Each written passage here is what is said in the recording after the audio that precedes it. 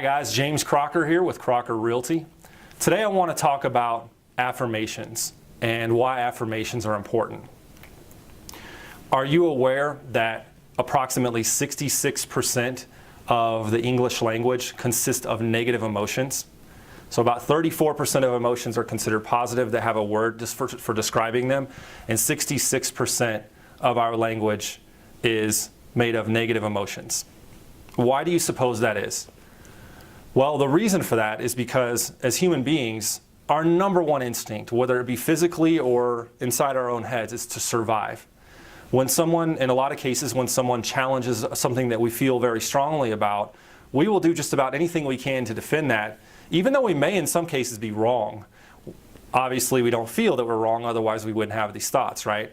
So our number one instinct is to survive. So imagine that you are at a social gathering and you're talking to your best buddy or your girlfriend or your wife or whatever the case may be, and you're having a great conversation with that person. And then this person standing on your left, someone comes to your right, and this person is coming at you with a knife. Who are you going to pay attention to? Are you going to pay attention to your friend over here where everything is okay, or are you going to focus on the threat? You're definitely going to focus on the threat because you don't want to die tonight. You want to maybe see your friend or your wife or your girlfriend tomorrow. As human beings, we're constantly looking for things that are going to hurt us. And that's why we tend to focus a little bit more on the negative than we do on the positive, because we're always worried about what's going to hurt us. What's going to hurt us physically, what's going to hurt us emotionally, what's going to hurt us logically. We're just constantly trying to protect ourselves. We're constantly trying to protect our ego. Some of these negative thoughts are good. If you're standing next to a cliff, a good negative thought is, I'm scared, I don't want to fall off the cliff. That's going to make me die. These types of thoughts are negative. If someone's coming at you with a knife, yes, you should be thinking negatively about that situation. The negative emotion would be fear, probably, right? You're probably going to be scared, or you may not even have time to think about what's going on. You just hopefully will react to it. But there are also a lot of circumstances in our lives where we think negatively, and those negative thoughts keep us back. They hold us down. And a lot of times they are illusions. They aren't even real. They're just things that we've been programmed to think throughout our lives. This is where affirmations come in handy. The reason in a lot of cases that we have negative reactions and negative thoughts about things is to protect ourselves. But ultimately, in a lot of cases, especially fear, they end up hurting us. They end up restricting us. They end up causing us to hit a certain ceiling in our lives where we can't go any farther because we're allowing fear to hold us back. So affirmations, if you say them over and over and over again on a consistent basis, what ends up happening is you start to program your subconscious mind. So imagine it's 1980 and you have a nice cassette player, blank tapes. For those of you that are old like me, we had the blank tapes. Put that bad boy in that cassette player, and it's going to record off of another cassette, or it's going to record off of the radio. And that tape is going to have that sound magnetically embedded into it. Well, that's what happens with your brain. Over and over again, when you continue to say the same things to yourself over and over again, these things start to get embedded in your mind. And for a lot of us, a lot of those thoughts are negative. Again, 66% of our vocabulary consists of negative emotions. So how do we turn those into positive? Well, we have to start saying positive things, both out loud and in our own minds.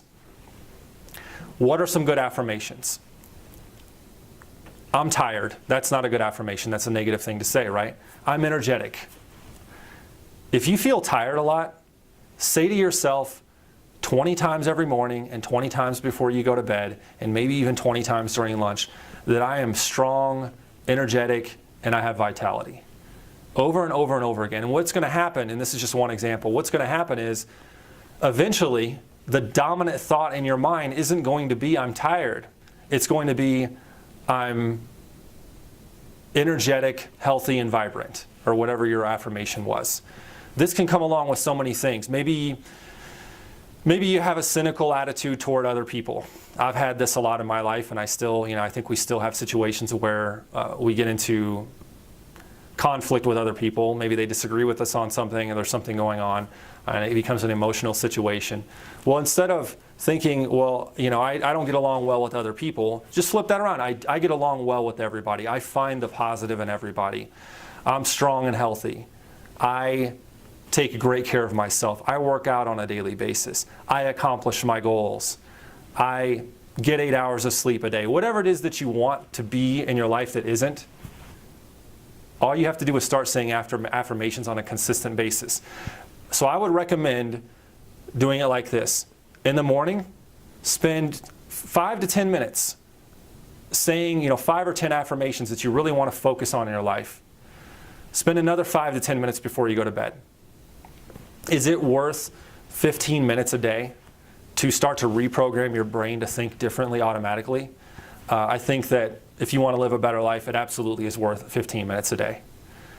But don't just do it during those times. Do it during the day when you start to think these thoughts that are counterproductive to what you want to be thinking. And you don't have to say them out loud. If the bank teller upsets you or whatever it is, you don't have to just go ballistic, start saying affirmations right there in front of them. Say them in your head. You do talk to yourself. I talk to myself all the time. Maybe some of us need medication for that. But saying these things in your head over and over again is very similar to actually saying them out loud. So one other thing kind of ties in with this a little bit, and that is taking action. So your mind influences your body, but at the same time, your physical body influences your mind. There's a good quote that I read in a book. The book is called The Confidence Gap. And the quote is, "The actions of confidence come first, the feelings of confidence come second." So basically what that means is that we generally don't develop feelings of confidence until we've taken action to build that confidence. I always use the analogy of playing tennis, or the example of playing tennis. If I sit there and watch someone play, someone that's really good, for years and years and years, and it's time for me to play against a really good tennis player, I'm not going to be confident just because I've been watching those people. I have to get out there and take action. That's how I get better at it. So make sure that you're taking action on these affirmations. Make sure that you're taking action on things that you want to change in your life. It's going to be extremely difficult. It is not easy, you guys. It's to change yourself and to go from this to this is not an easy thing to do.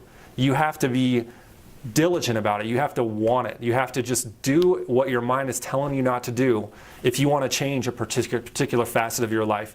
I'll give you a really good example. I'm a pretty health conscious person, but man, sometimes I love to get me a pizza. Sometimes I like to get some donuts.